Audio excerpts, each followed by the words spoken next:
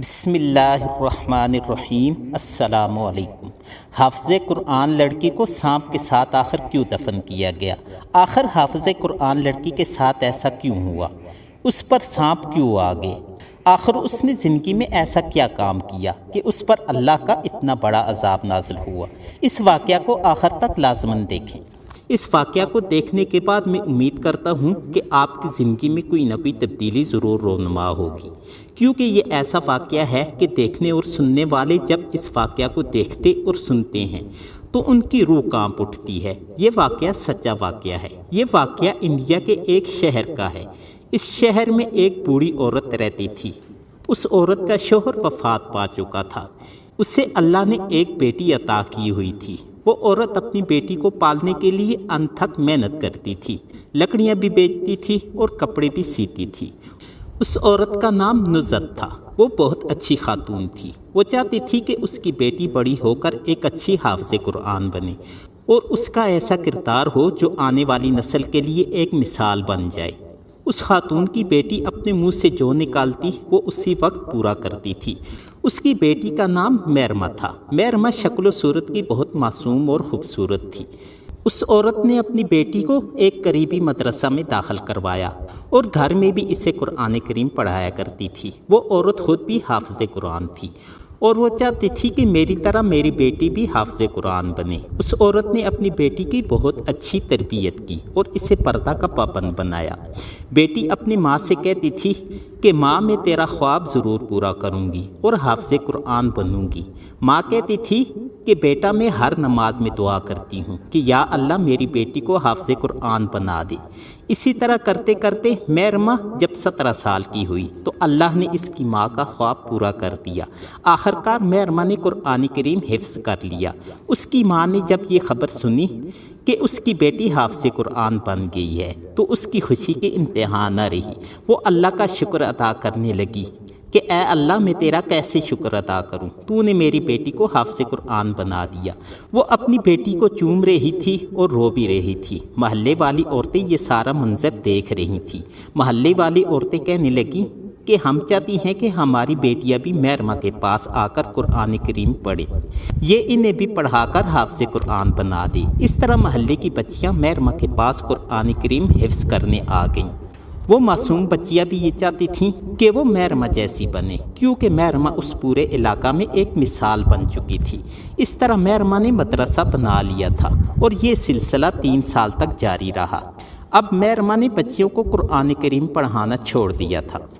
میرما نے ایک دن اپنی ماں سے کہا کہ میں اپنی سہیلی سے ملنے جا رہی ہوں، شاید مجھے دیر ہو جائے۔ ماں نے کہا کہ بیٹا ٹھیک ہے، دھیان سے جانا، تم گھر سے اتنا باہر نہیں نکلی ہو، اپنا خیال رکھنا اور جلدی واپس آ جانا، میں تمہارا انتظار کروں گی اور مجھے پریشانی بھی رہے گی کیونکہ میں نے تمہیں کبھی اکیلا نہیں چھوڑا۔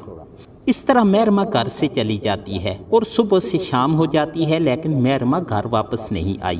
بوڑھی ماں انتظار کرتے کرتے تھک گئی کہ نہ جانے یہ لڑکی کہاں رہ گئی ہے۔ کرتے کرتے شام سے رات ہو گئی اور اس کی ماں اسے ڈھونڈنے نکل پڑی اور لوگوں سے پوچھنے لگی تو لوگوں نے یہی کہا کہ اماں ہم نے تیری بیٹی کو نہیں دیکھا۔ آخرکار پوری رات ماں دیکھتی رہی مگر بیٹی نہ آئی۔ صبح جب بیٹی واپس آئی تو ماں کہنے لگی کہ میرما آج تو نے یہ کیا حرکت کی ہے؟ میں زندگی میں اتنا کبھی نہیں ڈری ہوں جتنا آج ڈری ہوں۔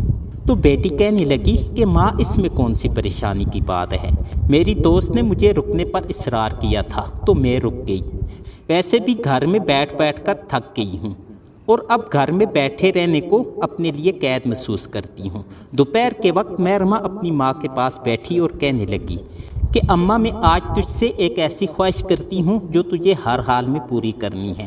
ماں نے کہا کہ بیٹا بولو تجھے کیا چاہیے، میں نے کبھی زندگی میں تمہاری بات ٹالی ہے؟ تو میرما کہنے لگی کہ ماں مجھے فون چاہیے، میری دوست کے پاس بھی موبائل ہے اور میں بھی چاہتی ہوں کہ میرے پاس بھی موبائل ہو۔ ماں نے کہا کہ ہرگز نہیں، ایسا نہیں ہو سکتا۔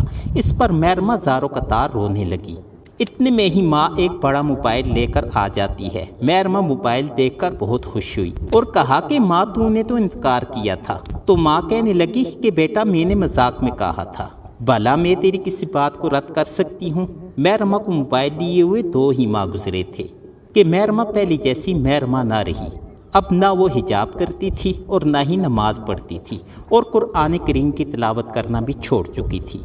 ایک دن وہ ڈھیر سارا میک اپ کر کے ماڈرن لڑکیوں کے جیسے کپڑے پہنتی ہے، اور جب باہر جانے لگتی ہے تو ماں اسے دیکھ کر ہکی پکی رہ جاتی ہے اور کہتی ہے کہ محرمہ یہ کیسا حلیہ بنا لیا ہے تو نے؟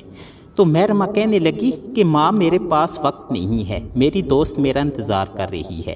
یہ کہہ کر وہ چلی جاتی ہے۔ ایسا لگتا ہی نہیں تھا کہ یہ وہی محرمہ ہے جو پہلے نیک و پرہیزگار اور ماں کا ادب و احترام کرنے والی تھی۔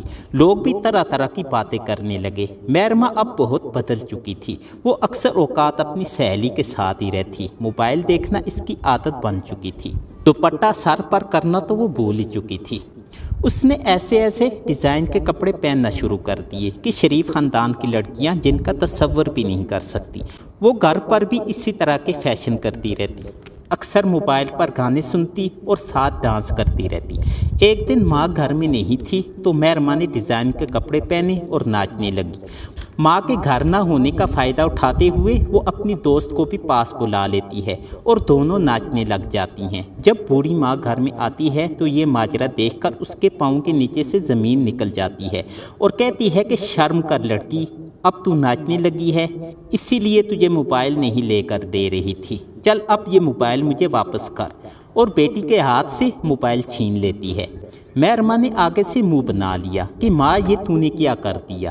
کتنی اچھی خاصی ریل بنا رہی تھی، میں نے ٹک ٹاک پر اپلوڈ کرنی تھی۔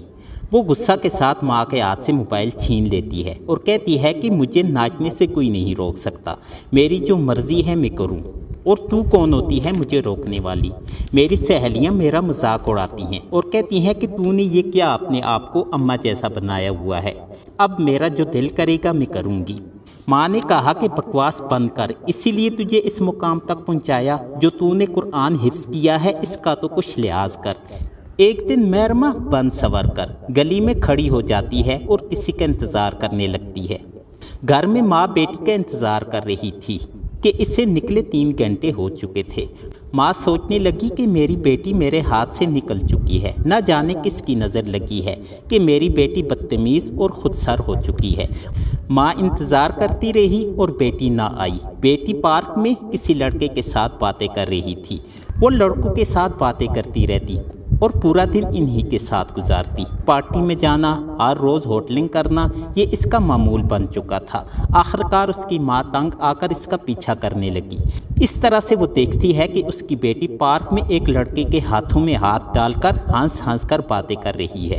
یہ دیکھ کر اسے بہت غصہ آیا کہ میری زندگی بھر کی محنت کا اس نے آج یہ صلہ دیا ہے۔ مجھے یقین نہیں ہو رہا کہ میری لڑکی اتنا آگے بڑھ جائے گی اور بے حیائی میں پہلا نمبر حاصل کرے گی۔ گھر آ کر وہ بیٹی کو خوب مارتی ہے۔ نصرت کہتی ہے کہ میں نے تیرے اوپر آج تک ہاتھ نہیں اٹھایا، اس لیے تو نے اس کا ناجائز فائدہ اٹھایا۔ میری زندگی کی سب سے بڑی غلطی تو یہ تھی کہ میں نے تجھے موبائل لے کر دیا، اور یہ ساری تباہی اسی کی وجہ سے ہوئی ہے۔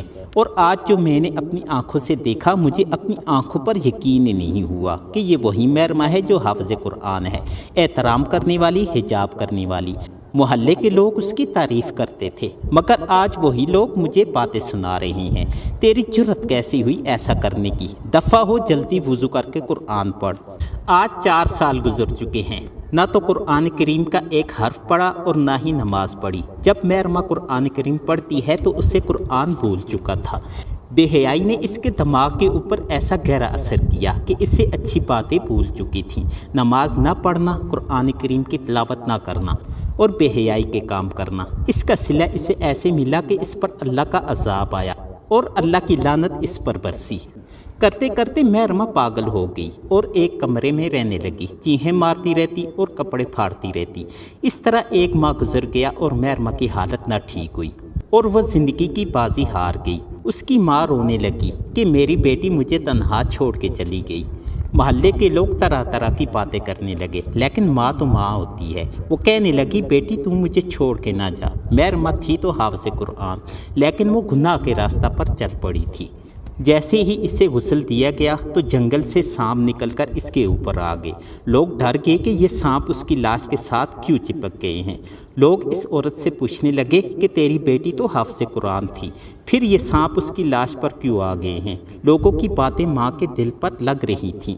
ایک طرف بیٹی کی عبرتناک موت اور دوسری طرف لوگوں کی باتیں۔ ماں کہنے لگی کہ سب لوگ میری بات سنو، میری بیٹی پہلے تو بہت نیک اور حافظ قرآن تھی، لیکن اس کے بعد میں نے اسے موبائل لے کر دیا اور اس دن سے اس کی ایک سہیلی بنی۔ یہ گھر سے نکل جاتی اور پتہ نہیں کیا کچھ کرتی تھی۔ ایک دن پارک کے اندر میں نے خود اسے ایک لڑکے سے باتیں کرتے دیکھا تھا۔ پھر گھر آ کر میں نے اسے مارا اور کہا کہ قرآن کریم سناؤ، تو یہ قرآن کریم بول چکی تھی۔ اس پر اللہ کا عذاب آیا، یہ کیونکہ اس نے نیکی کی راہ کو چھوڑ کر بے حیائی کو اختیار کیا اور قرآن کریم کی ناقدری کی۔ شاید مجھ سے بھول ہو گئی تھی کہ میں نے اس پر سختی نہ کی۔ اگر اس وقت میں اس پر سختی کرتی تو آج یہ دن مجھے دیکھنا نہ پڑتا۔ یہ عورت امام صاحب سے کہتی ہے کہ یہ سانپ تو میری بیٹی کو چھوڑ ہی نہیں رہے، اب کیا ہوگا؟ تو امام صاحب کہنے لگے کہ اس کو سانپوں کے ساتھ ہی دفنانا پڑے گا، یہ سانپ اس کو نہیں چھوڑیں گے۔ اور ایسا ہی ہوا کہ سانپوں کے ساتھ ہی محرمہ کو قبر میں دفن کیا گیا۔ استغفر اللہ۔ اللہ تعالی ہم سب کو گناہوں سے بچائے اور نیک اعمال کرنے کی توفیق عطا فرمائے، آمین۔